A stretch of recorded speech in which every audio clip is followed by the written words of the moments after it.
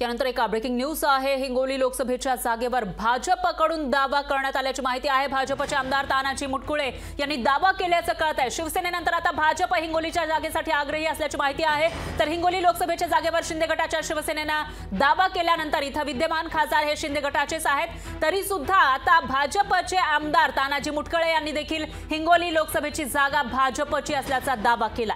भाजपचे रामदास पाटील सुमठानकर हे हिंगोली लोकसभेसाठी भाजपचे उमेदवार म्हणून त्यांच्या नावाची चर्चा आहे आणि त्यांना उमेदवारी मिळण्याची शक्यताही वर्तवली जाते। त्यामुळे हिंगोलीची लोकसभेची जागा नेमकी कुणाला मिळणार हा सवाल आहे।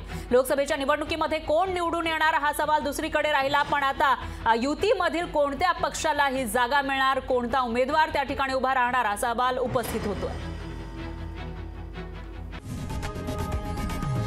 लोकशाही मराठी ऐका, पहा, जागरूक रहा।